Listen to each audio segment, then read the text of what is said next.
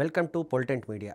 స్థానిక సంస్థల ఎన్నికల్లో 42% రిజర్వేషన్ల అంశానికి సంబంధించి ఏ రకంగా ముందుకు తీసుకెళ్లాల అంశంపైన కాంగ్రెస్ ప్రభుత్వము అదేవిధంగా కాంగ్రెస్ పార్టీ కొంత కసరత్తు చేస్తుంది.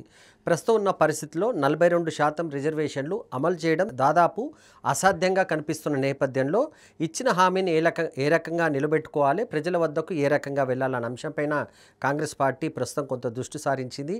ఏ రకంగా ముందుకెళ్లాల అంశంపైనే పార్టీ నేతలు కొంత సమాలోచనలు చేస్తున్నారు. 2-3 ఫ్యాక్టర్స్ కనిపించాయి. ఢిల్లీకి వెళ్ళారు, ఢిల్లీలో ధర్నా చేశారు. రాష్ట్రపతిని కలిసే ప్రయత్నం చేసినప్పటికీ రాష్ట్రపతి నుంచి వాళ్ళకు పిలుపు రాకపోవడంతో ముఖ్యమంత్రితో పాటు మంత్రులంతా తిరిగి హైదరాబాద్కు వచ్చిన పరిస్థితి కనిపించింది. 42% రిజర్వేషన్లు అమలు చేయాలంటే ప్రస్తుతం ప్రభుత్వం వద్ద ఉన్న 2-3 ఆప్షన్స్ కనిపిస్తున్నాయి. కానీ అవి కూడా కొంత ఇబ్బందికరంగానే ఉన్నాయి. ఒకటి, ఆర్డినెన్స్ పెండింగ్ ఉన్న నేపథ్యంలో జీవో తీసుకొచ్చి 42% రిజర్వేషన్లను లోకల్ బాడీ ఎలక్షన్స్లో అమలు చేయడం. ఇది అంత ఈజీ కాదు. ఎందుకంటే జీవో తెచ్చిన వెంటనే కోర్టుకు వెళ్ళడం, కోర్టు దానిపైన స్టే విధించడం అనేది చాలా వెంటనే జరిగే అవకాశం ఉంది కనుక ఇది కరెక్ట్ పాసిబిలిటీ కాదనేది ప్రభుత్వం దగ్గర ఉన్న ఒక వాదన. రెండోది, ప్రస్తుతం ఉన్న పరిస్థితుల్లో ఈ లోకల్ బాడీ ఎలక్షన్స్ని కొద్ది కాలం పాటు వాయిదా వేయడం అది అంత ఈజీ కాదు. ఎందుకంటే ఇప్పటికే హైకోర్టు డైరెక్షన్స్ ఏంటంటే సెప్టెంబర్ 30లోగా ఎలక్షన్స్ని కంప్లీట్ చేయాలని చెప్పేసి డైరెక్షన్స్ ఉన్న నేపథ్యంలో వాయిదా వేయడం సరైనది కాదు. ఒకవేళ వాయిదా వేసినా కేంద్ర ప్రభుత్వం నుంచి పంచాయతీలకు రావాల్సిన నిధులు ఇతర అంశాలకు సంబంధించి ఇబ్బందులుగా ఉంటాయి కనుక దాన్ని కూడా ప్రభుత్వం ప్రస్తుతం పట్టించుకున్న పరిస్థితిలో కనిపించట్లేదు.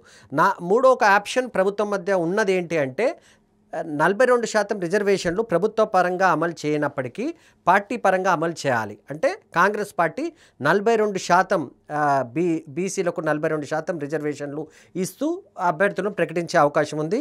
ఇది కాంగ్రెస్ పార్టీ చేస్తుంది. అదే సమయంలో ఇతర పార్టీలను కూడా చేయమని కోరే అవకాశం ఉంది. కాంగ్రెస్ని, బీజేపీని, ఇతర పార్టీలు ఎవరైతే పోటీ చేయాలనుకుంటున్నారో వాళ్ళని కూడా కోరే అవకాశం ఉంది.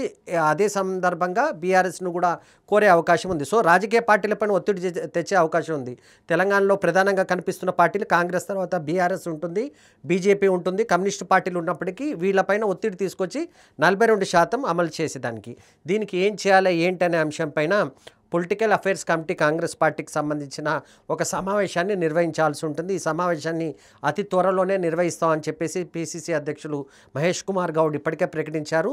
ఆ సమావేశంలో ఒక నిర్ణయం తీసుకునే అవకాశం ఉంది. పార్టీ పరంగా ఏ రకంగా వెళ్ళాలి, అదేవిధంగా రిజర్వేషన్ల అంశానికి సంబంధించి ప్రభుత్వం పూర్తిగా చిత్తశుద్ధితో ట్రై చేసినప్పటికీ కేంద్రంలో ఉన్న బీజేపీ ప్రభుత్వం ఏమాత్రం సహకరించలేదు. అందువల్లనే 42% రిజర్వేషన్లు అమలు సాధ్యం కావడం లేదనే అంశాన్ని తెరపైకి తీసుకొచ్చే అవకాశం ఉంది. బీజేపీని ఇబ్బంది పెట్టే ప్రయత్నం చేసే అవకాశం ఉంది. అదే సమయంలో గత ప్రభుత్వంలో ఉన్న బీఆర్ఎస్ కూడా ఏమాత్రం బీసీలకు సంబంధించి అంశానికి సంబంధించి పట్టించుకోలేదనే అంశాన్ని రాజకీయంగా తెరపైకి తీసుకురావాలని కాంగ్రెస్ పార్టీ ప్రయత్నిస్తుంది. దీనికి అన్నిటికీ సంబంధించి పొలిటికల్ అఫైర్స్ కమిటీలో ఒక సమావేశాన్ని నిర్వహించిన తర్వాత దానిపైన ఒక నిర్ణయం తీసుకునే అవకాశం ఉంది.